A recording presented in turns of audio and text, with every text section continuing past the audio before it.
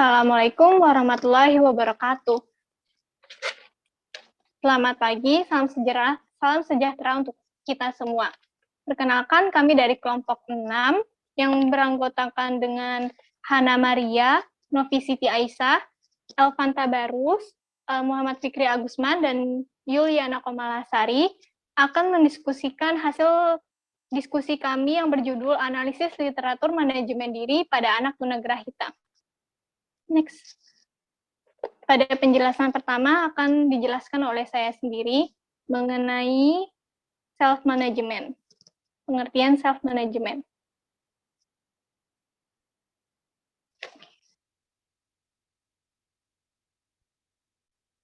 Self-management adalah suatu proses di mana kita mengarahkan perubahan tingkah laku mereka sendiri dengan satu strategi atau kombinasi strategi.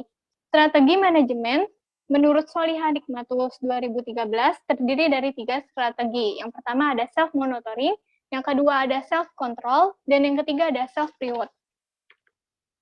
Self-monitoring adalah upaya klien untuk mengamati diri sendiri, mencatat diri sendiri tingkah laku tentang dirinya, dan interaksi dengan peristiwa lingkungannya. Yang kedua ada self-control. Self-control adalah perbuatan klien dalam membina tekad untuk mendisiplinkan kemauan, memacu semangat, mengikis keseganan, dan mengarahkan tenaga untuk benar-benar melakukan apa yang menjadi tujuannya. Yang terakhir ada self-reward. Self-reward adalah pemberian hadiah pada diri sendiri setelah tercapainya tujuan yang diinginkan. Selanjutnya akan dijelaskan oleh teman saya Novi. Kepada Novi dipersilahkan.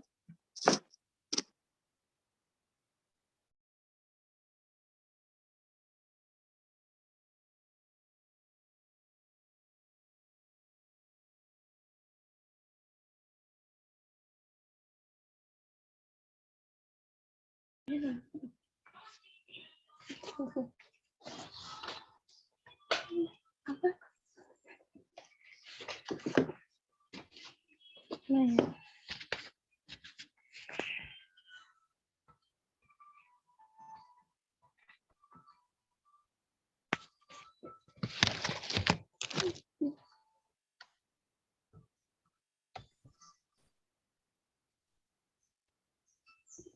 Lanjut banget ya Mbak.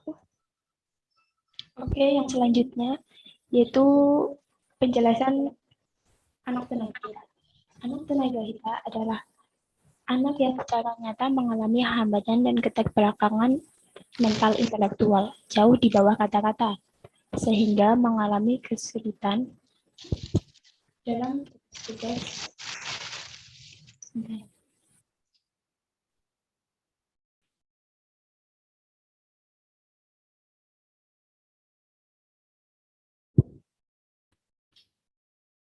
Dalam tugas-tugas akademik, komunikasi, sosial, dan sebagainya. Itu mengapa anak tunagrahita memerlukan layanan pendidikan khusus. Anak tunagrahita diklasifikasikan menjadi 4 jenis yang berdasarkan tingkat kategorinya, yaitu mild yang tentang EQ-nya 55-70, yang kedua moderate yang tentang EQ-nya 40-55, dan yang ketiga severe tentang EQ-nya 25-40, dan yang keempat profound yang tentang EQ-nya di bawah 25.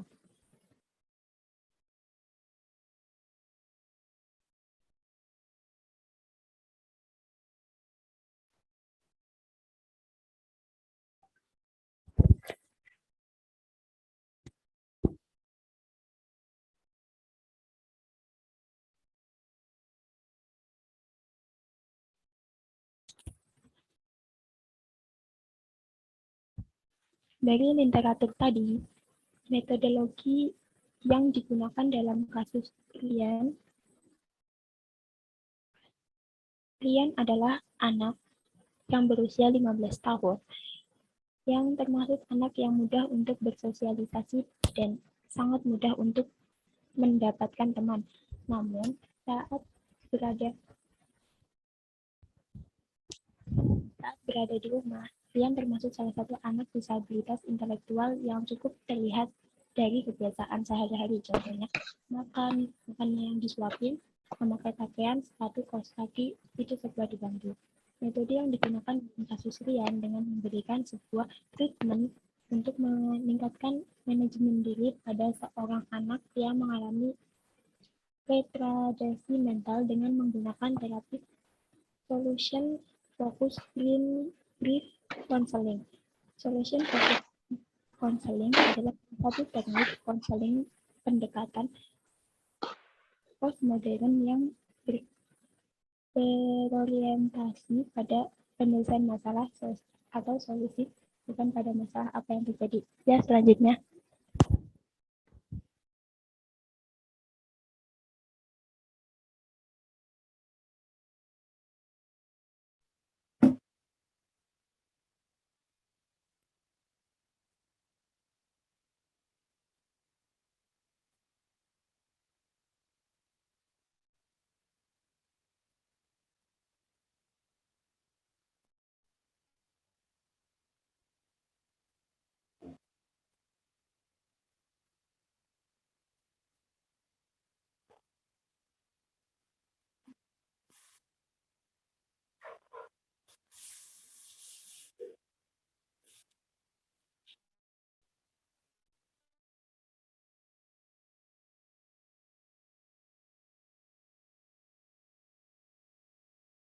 Selanjutnya siapa?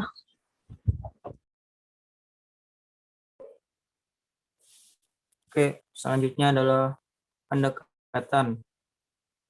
Peneliti memberikan sebuah treatment untuk meningkatkan manajemen diri pada seorang anak yang mengalami retardasi mental dengan menggunakan terapi Solution Focus Brief Counseling. Solution Focus Brief Counseling adalah salah satu teknik konseling pendekatan postmodern yang berorientasi pada penyelesaian masalah solusi, bukan pada masalah yang apa yang terjadi. Konseling yang berfokus pada solusi, pada prinsipnya memfokuskan pada masa depan dan mengarah pada tujuan. Next.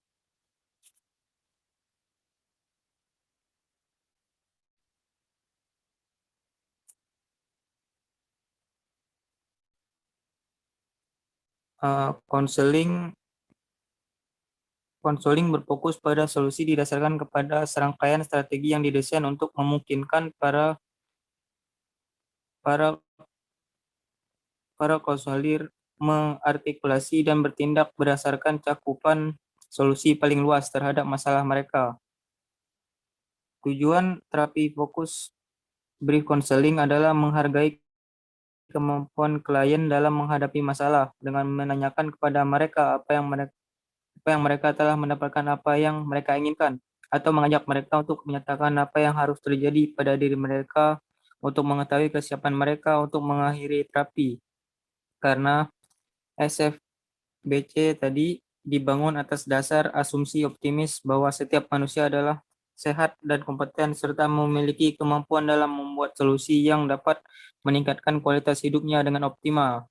Walaupun terkadang kita kehilangan arah atau tidak sadar tentang kehidupan yang kita miliki.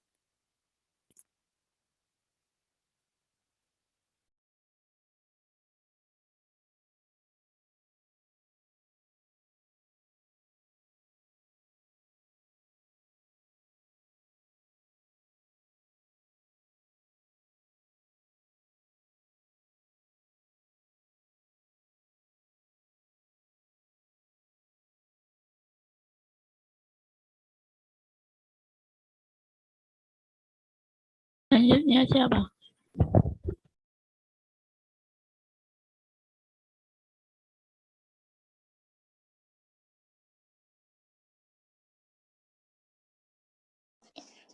Novihan kan ngebahas metodenya lagi kan?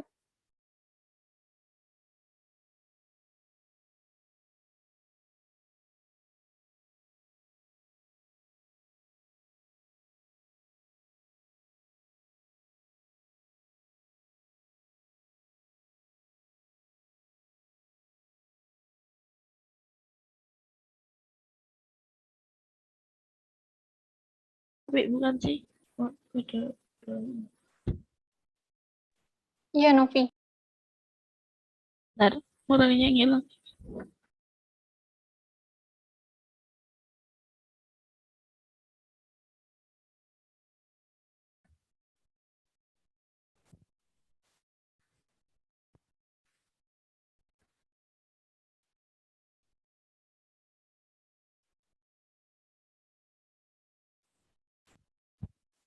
Selanjutnya, dari literatur yang di atas tadi, langsung saja metodenya. 17 siswa penyandang disabilitas mental melakukan pelatihan. Pelatihan ini dilakukan untuk membantu penyandang disabilitas intelektual menjalani kehidupan yang lebih mandiri. Penelitian ini mengevaluasi efektivitas pelatihan manajemen diri bagi penyandang disabilitas intelektual yang diarahkan pada fungsi mandiri dalam kehidupan sehari-hari. Masing-masing peserta harus berusia dewasa lebih dari 18 tahun. Tidak ada tingkat maksimal fungsi kognitif, karena nantinya pelatihan tersebut panitia pun akan mengetes pengetahuan apa yang dimiliki anak, misalnya mengenai keterampilan bahasa atau tingkat kecerdasan lainnya. Sedangkan untuk metode yang dilakukan oleh panitia dalam memberikan pelatihan tersebut dengan cara menyesuaikan dengan tujuan pengelolaan diri pribadi. Peserta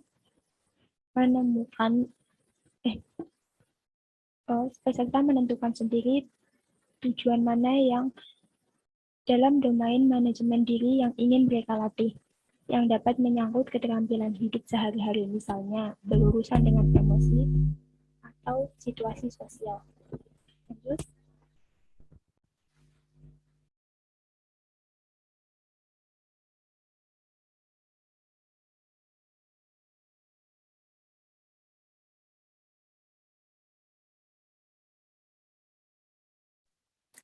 Selanjutnya adalah pendekatan.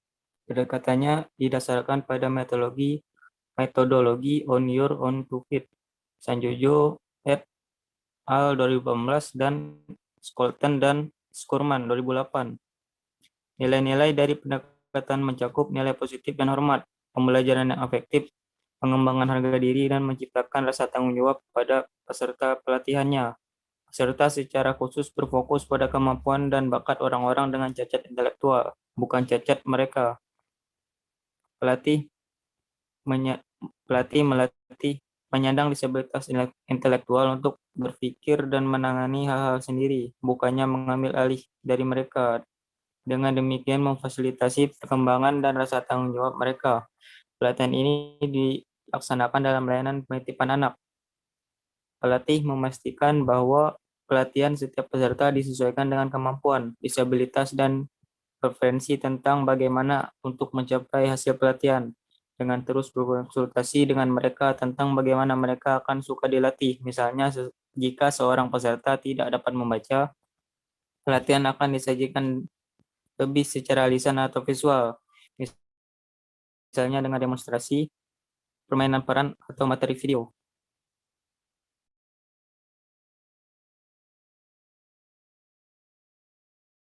Selanjutnya adalah analisis. Manajemen diri adalah istilah menyeluruh yang melibatkan semua kondisi dan tindakan seseorang dengan sengaja memengaruhi perilakunya yang mewujudkan pilihan diri sendiri. Nah, manajemen diri dengan demikian mencakup otonomi untuk menentukan sendiri.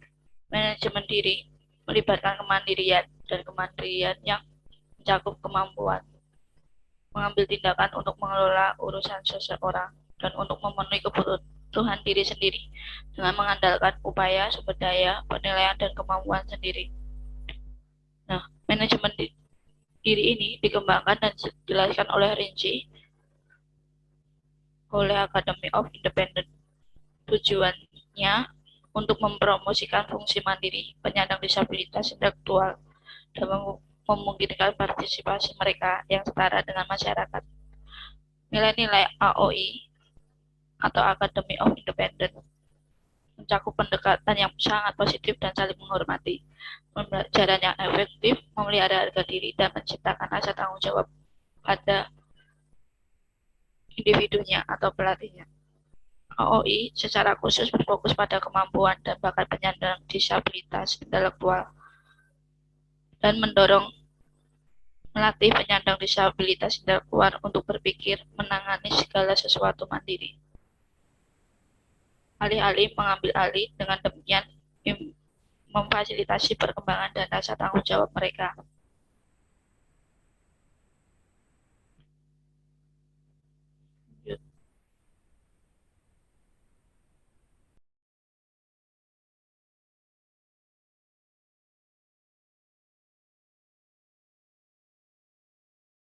Ya, lanjut, literatur 3, metodenya. 40 siswa berusia 8-12 tahun mengalami gangguan cacat intelektual ringan. Sebagian besar kesulitan yang mereka temui yaitu kesulitan dalam mengingat informasi penting yang diperlukan untuk menyesuaikan tugas, dan ada juga yang memiliki kesulitan dalam menghambat informasi yang tidak relevan. Kurang berhasil dalam memecahkan tugas matematika. Metode yang diberikan untuk 40 peserta tersebut dengan cara menghafal tugas labirin yang digunakan untuk menentukan kapasitas aspek visuospasial dari memori kerja. Tugas menghafal hewan yang digunakan untuk menilai aspek verbal dari memori kerja, dan skala penilaian kontrol diri digunakan untuk menentukan tingkat perolehan keterampilan pengendalian diri. Ditentukan bahwa aspek verbal dari memori kerja berhubungan secara signifikan dengan tingkat keterampilan pengendalian diri yang diperoleh. Pendekatan.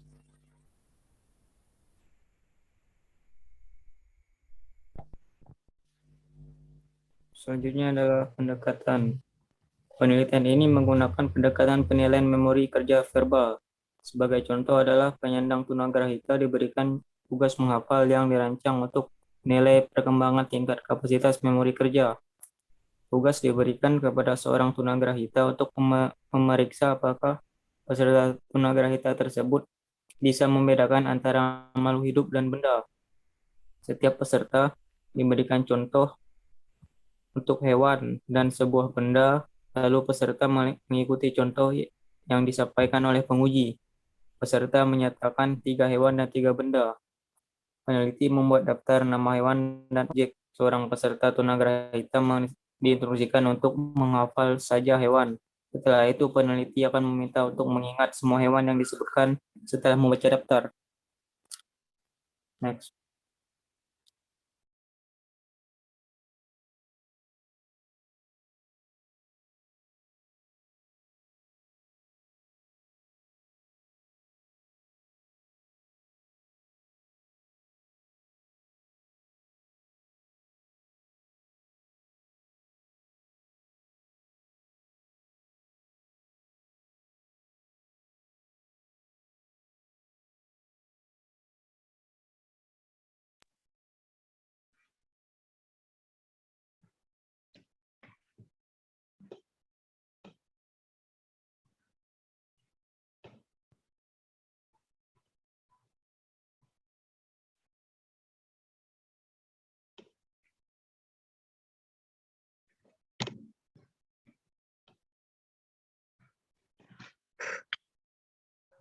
Analisis terkait dengan tingkat perkembangan kapasitas pengendalian diri, diasumsikan bahwa pengaruh stereotip sosial negatif mengarah pada keberhasilan yang lebih buruk dalam tugas-tugas yang berkaitan dengan kemampuan seseorang yang termasuk dalam stereotip.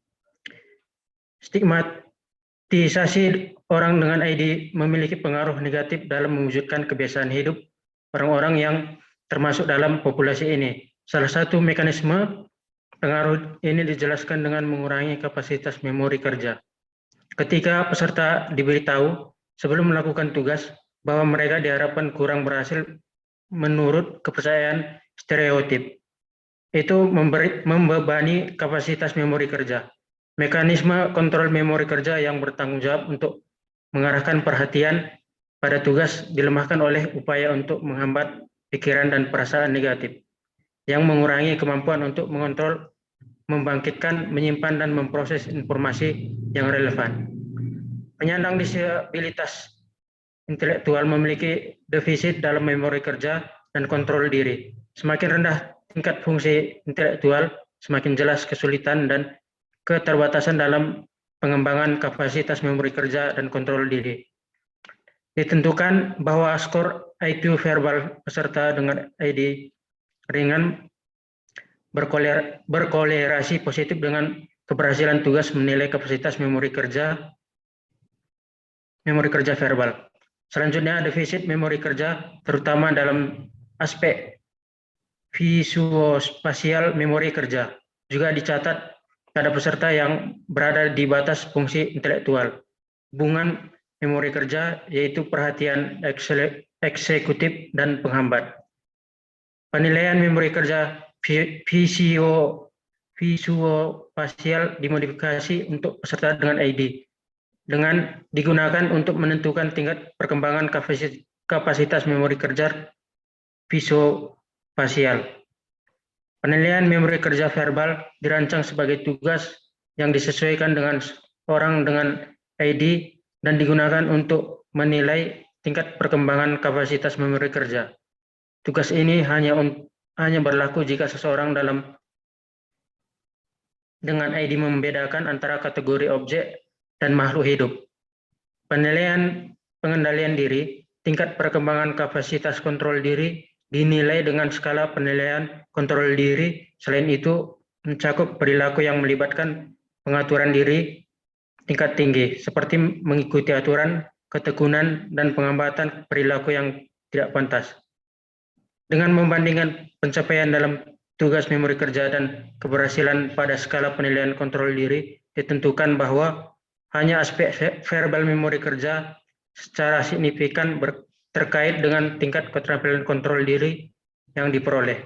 Sedangkan hubungan antara kapasitas memori kerja visuospasial dengan kontrol diri tidak signifikan secara statistik pada peserta dengan ID ringan. Next.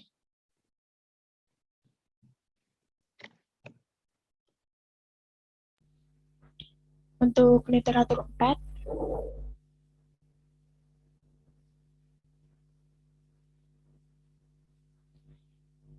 metodologi dari Ini aku ya baca, Nov. Maaf. Oke, aku lanjutin ya.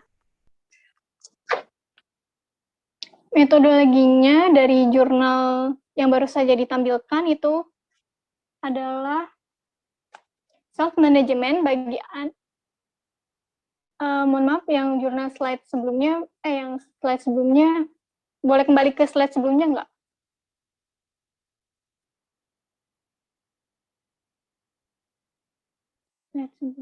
Yang nama jurnalnya itu.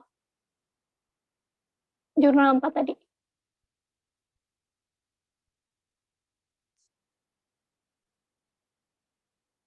Oke. Next.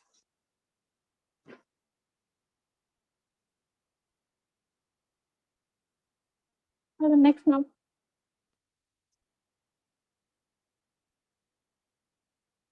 Oke, selanjutnya dari jurnal sebelum yang baru saja ditampilkan, metodenya itu self-management bagi anak tunagrahita yang memiliki permasalahan dalam keterampilan sosial dalam menyelesaikan konflik, ketidakmampuan untuk mengelola emosi dengan baik, dan pada aspek keterampilan komunikasi. Strategi yang digunakan untuk permasalahan tersebut adalah dengan desain A multiple probe design across subjects, single subjects, dengan pemberian program keterampilan pengelolaan diri siswa yang dimasukkan ke dalam program-program pendidikan.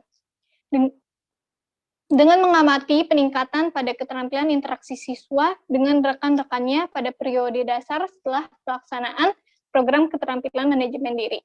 Next.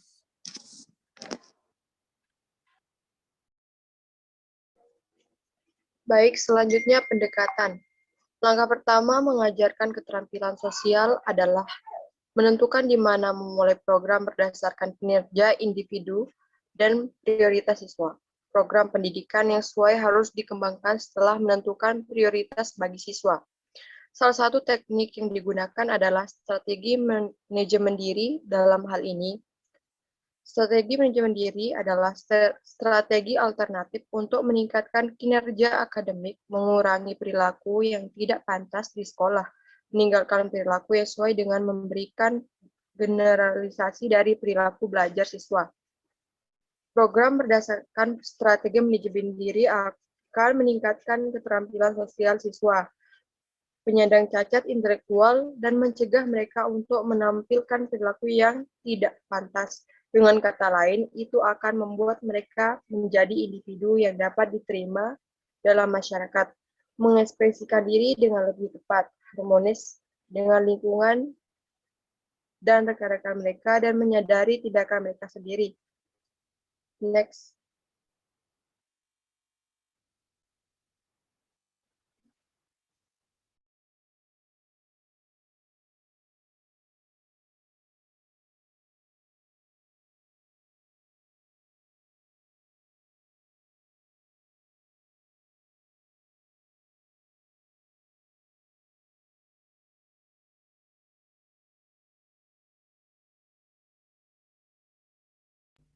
Lanjut, analisis.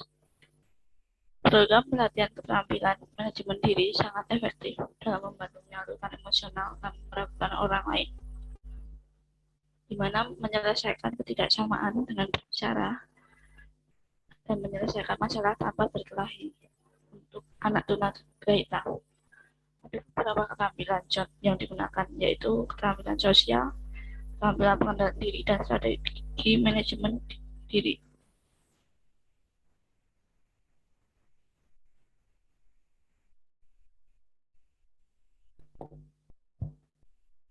Lanjut, jurnal kelima siapa ya? Aku. Next, boleh next.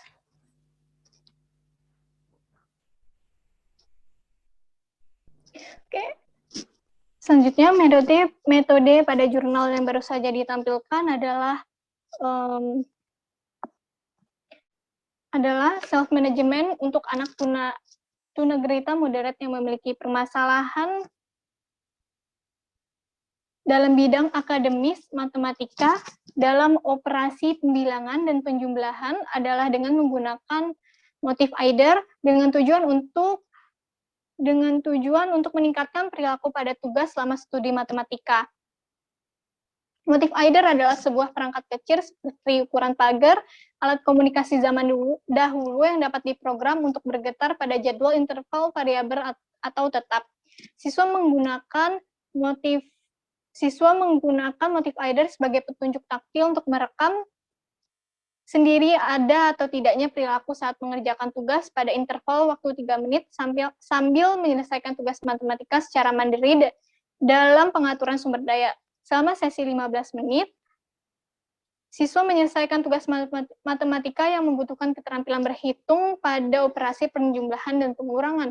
Penelitian ini menggunakan desain ABAB untuk menentukan efek pemantauan diri menggunakan motif Eider. Desain ABAB memiliki dua fase dasar dan dua fase pengobatan. Untuk perilaku yang sama dari subjek yang sama dalam pengaturan yang sama yang diimplementasikan 2 kali. Desain ABAB adalah perpanjangan dari desain sederhana AB, di mana A baseline dan B pengobatan atau intervensi. Desain ABAB merupakan desain pembalikan karena setelah fase intervensi pertama, peneliti menghilangkan intervensi dan kembali ke dasar. Next.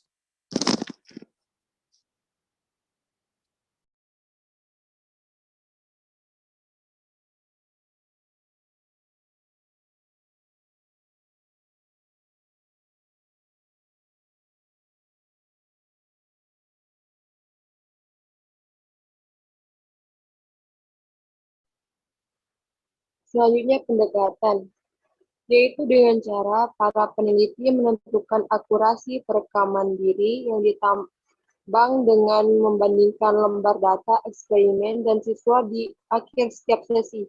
Mereka melaporkan bahwa salah satu keterbatasan mereka yang paling signifikan adalah kurangnya data tentang penyelesaian dan keakuratan tugas matematika. Seorang yang bernama Sam melakukan self-monitor on dan off-text selama 15 menit sesi kerja mandiri sambil menyelesaikan aktivitas matematika pada penjumlahan dan pengurangan masalah 1 dan 2 digit.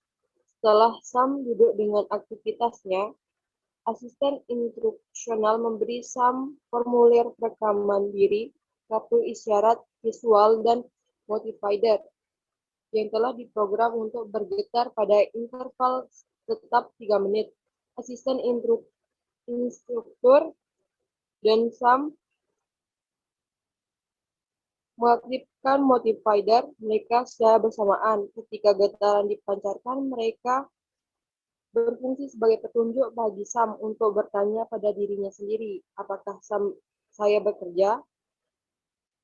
Yang dia jawab ya atau tidak dengan melingkari jawaban yang sesuai pada saat yang sama.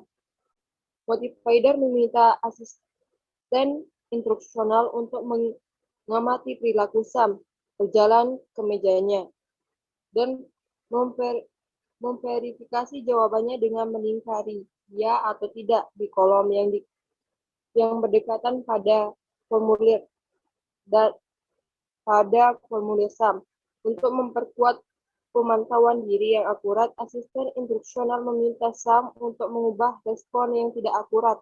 Namun, ini hanya terjadi pada respon pertama. Asisten instruksional memberikan penjelasan atas ketidaksepakatan tersebut dan mengingatkan Sam bahwa dia dapat melingkari tidak dan tetap mendapatkan hadiah ketika persetujuan 80% tercapai dan menerima penguat kecil yang dapat dimakan.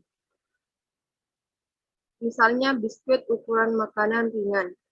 Guru sebelumnya telah melaporkan penguat yang disukai selama fase intervensi kedua. Asisten instruksional mendistribusikan probe matematika dan kalkulator segera setelah pemantauan diri. Dalam intervensi, asisten instruksional mengulangi prosedur CBM yang digunakan pada baseline. Asisten instruksional melakukan fase intervensi pertama di 5 sesi karena keterbatasan waktu fase intervensi kedua. Dan kembali ke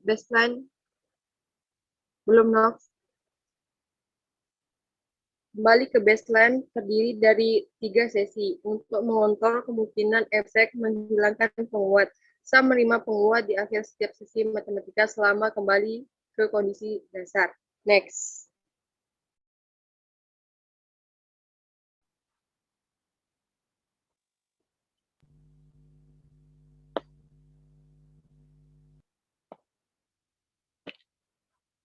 Motif Ana atau aku?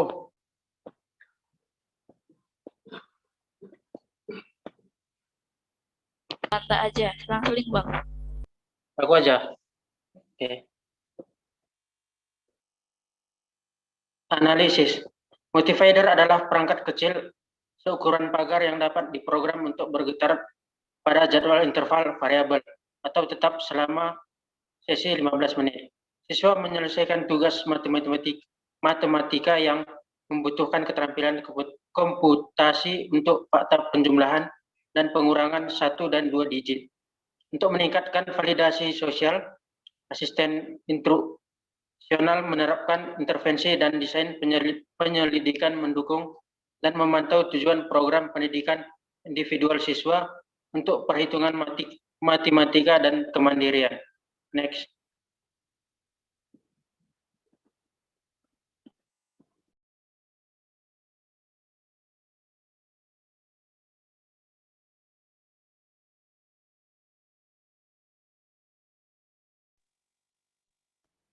Selanjutnya, metode pada jurnal yang baru saja ditampilkan adalah self-management bagi anak tunagrahita moderat yang sedang duduk di bangku kelas 3 SMA yang memiliki permasalahan dalam keterlambatan dalam menyelesaikan tugas dengan jumlah partisipan 3 orang.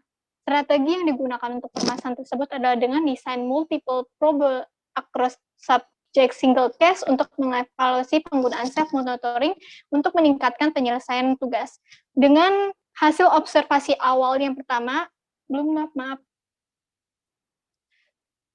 itu partisipan pertama berinisial C. C adalah seorang siswa yang berumur 18 tahun. Ia memiliki tingkat ketunagrahita moderat. Ia dapat berkomunikasi lisan dalam menyelesaikan tugas menulis, mudah teralihkan dan tidak dapat menyelesaikan tugas yang diberikan. Dalam menerima suatu arahan, perlu petunjuk atau penjelasan tambahan. Partisipan yang kedua adalah sebelum itu, kemudian untuk kemampuan membaca dan menulis Ci berada di tingkat rendah. Walaupun begitu, Ci dapat menceritakan kisah singkat dari gambar yang ia lihat. Ci menyukai keterampilan kerja dan menulis dan dalam menerima.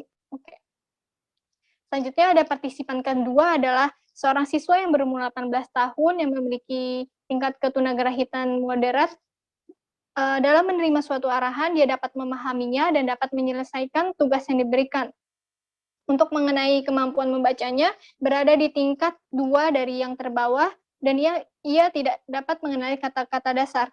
Untuk keterampilan menulis, berada di tingkat urgent. Di tingkat urgent, Hung memiliki motivasi yang kuat dalam mempelajari tugas baru. Yang terakhir, partisipan ketiga bernama Hui merupakan seorang siswa yang berumur 18 tahun yang memiliki tingkat ketunagrahitan sedang. Hung dapat berkomunikasi secara verbal dan mampu menyelesaikan tugas yang diberikan setelah menerima petunjuk. Tetapi ia memiliki kepercayaan diri yang rendah. Apabila ia tidak mendapatkan dukungan dari gurunya. Mengenai keterampilan membaca berada di tingkat rendah, tetapi ia bisa memahami konteks bacaan melalui suatu gambar. Untuk keterampilan menulisnya berada pada tingkat urgent. Next.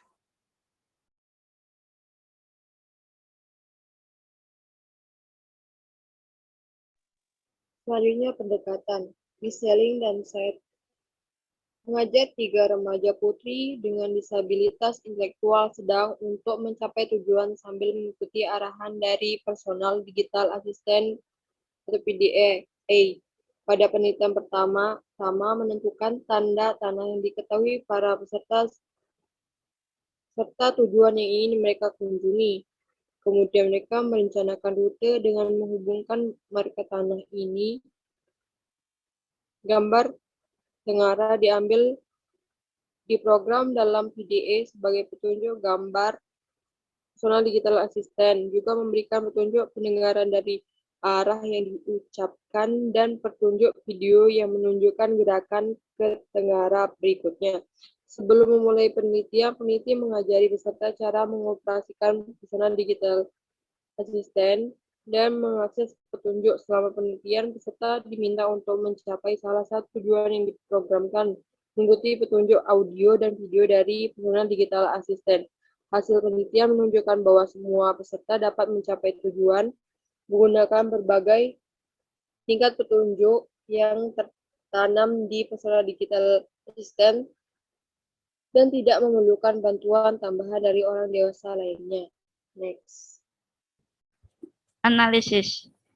Jadi dalam membantu keterlambatan dan menyelesaikan tugas anak, kita dapat menggunakan strategi, yaitu salah satunya desain multiple problem across subject single, di mana kita dapat mengevaluasi atau self monitoring untuk meningkatkan penyelesaian tugas si anak. Selain itu, kita juga dapat menggunakan PDA, yaitu adalah personal digital assistant, di mana kita menentukan tanda kita di awal pertama, untuk menuju suatu lokasi. Jadi sehingga anak tersebut tidak salah arah di mana mereka akan pergi. Dan dengan itu kita bisa menggunakan kode dengan melihat sebuah video atau arahan seperti GPS. Terima kasih. Sekian dari kelompok kami, kurang lebihnya mohon maaf. Wassalamualaikum warahmatullahi wabarakatuh.